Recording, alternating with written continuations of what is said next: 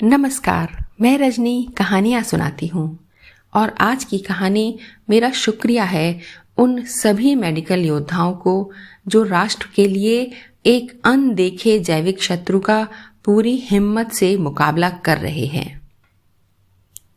भगवान और गुरु में अटल विश्वास रखो, कठिन से कठिन परिस्थिति भी आसान हो जाएगी।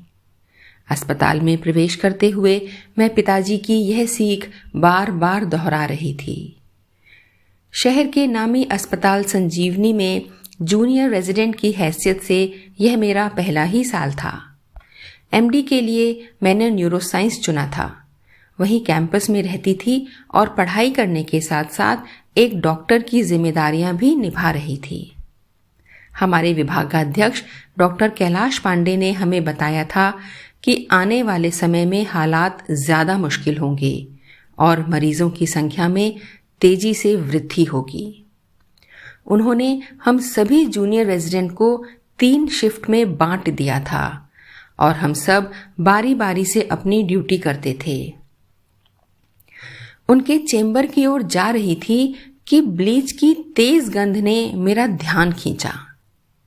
डॉक्टर साहब तो ऊपर वाले वार्ड में हैंगे। यह चतुर्थ श्रेणी कर्मचारियों की हेड कम्मो की आवाज थी। सैनिटाइजेशन का काम कर रही थी। हाथों में ग्लव्स, चेहरे पर मास्क, सफेद ड्रेस, उम्र करीब 50 साल और कड़क अंदाज। ऊपर यानी न्यूरो वार्ड में? मैंने पूछा। हाँ, नए मरीजन की खातिर सांस लेबे की मशीन लगी है ना, सोई का इंस्पेक्शन करेगा है। अंग्रेजी बोलने की शौकीन कम्मो बोली। इंस्पेक्शन कम्मो? मैंने उसे सुधारा। हाँ, वही तो कही। अपने भाषा ज्ञान में टोका टाकी उसे बिल्कुल पसंद नहीं थी। मुंह बनाकर वह फिर से अपने काम में जुट गई। बड़ी मेहनत का काम था उसका और खतरे का भी, पर देश की सेवा में तैनात सिपाही की तरह वह कभी पीछे नहीं हटती थी। न्यूरो वार्ड दूसरे फ्लोर पर था। पिछले दिनों डॉक्टर पांडे ने बताया था कि वहां नए वेंटिलेटर्स लगेंगे, शायद उन्हीं का निरीक्षण करते होंगे। सोचते हुए मैं ऊपर पहुंची। देखा तो नर्सिंग स्टेशन के सामने हेड नर्स मालिनी जी यीशु मसीह की तस्वीर के सामने हाथ बांधे कुछ बुदबुदा रही थीं। कोरोना जैसी बीमारी के समय जब मरीज अपने घर परिवार से दूर होता है, तब नर्सों की जिम्मेदारी सिर्फ दवाइयों का ध्यान रखना, मेडिकल चार्ट बनाना या मेडिकल हिस्ट्री का रिकॉर्ड देखना वगैरह नियमित कामों तक सीमित नहीं रह जाता। वे नर्स से कब मनोचिकित्सक बन थेरेपी करने लगती हैं, इसका पता ही नहीं चलता। अक्सर मैं उन्हें मरीजों की लंबी लंबी बातें धैर्य से सुनते देखती थी। भयभीत डरे हुए मरीज हमेशा एक ही बात दोहराते थे। मुझे बचा लो सिस्टर, मैं मरना नहीं चाहता। क्या बहुत दर्द होगा? क्या मैं बच पाऊंगा? फिक्र नहीं करने का, गॉड सब ठीक करेगा। डॉक्टर सर जो कर सकता है सब करेगा। अभी तुम रेस्ट करो, गॉड तुमको लव करता है, ओके? ग्लव्स पहने हाथों से वह मरीज का हाथ थाम लेती थी और स्थिर रहते हुए उन्हें दिलासा देती रहती थी। लेकिन मैंने कई बार चुपचाप अपनी सीट पर बैठे बैठे सामने वाली कांच की खिड़की से बाहर शून्य में ताकते देखा था। इस समय भी वह अपनी आंख का भीगा कोर पोंछ रही थी। जाहिर है महामारी का प्रभाव सभी पर अलग अलग तरीके से पड़ रहा था।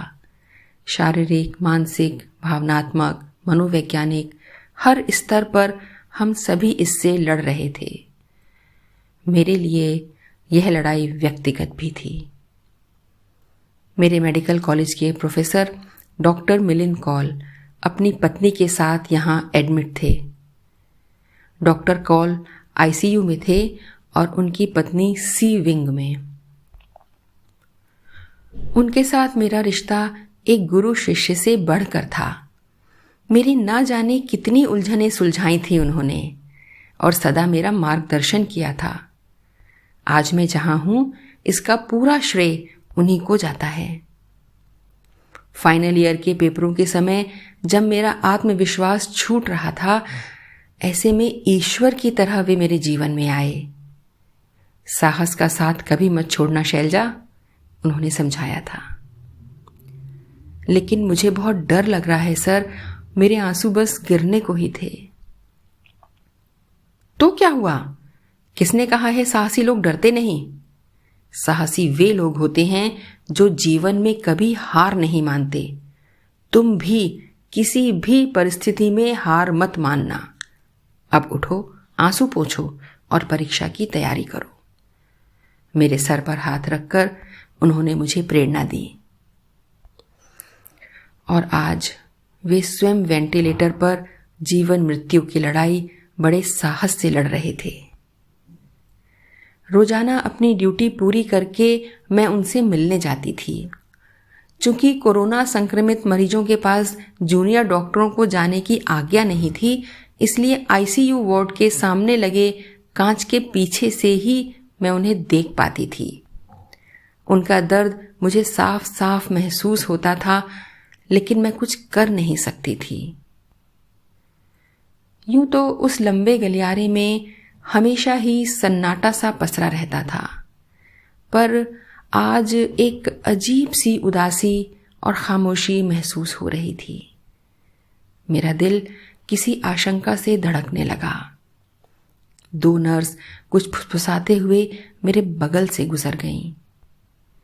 आईसीयू के बाहर मेरे 3 साथी सिर झुकाकर कुछ बात कर रहे थे। मैं भी उन्हीं के पास वहीं रुक गई।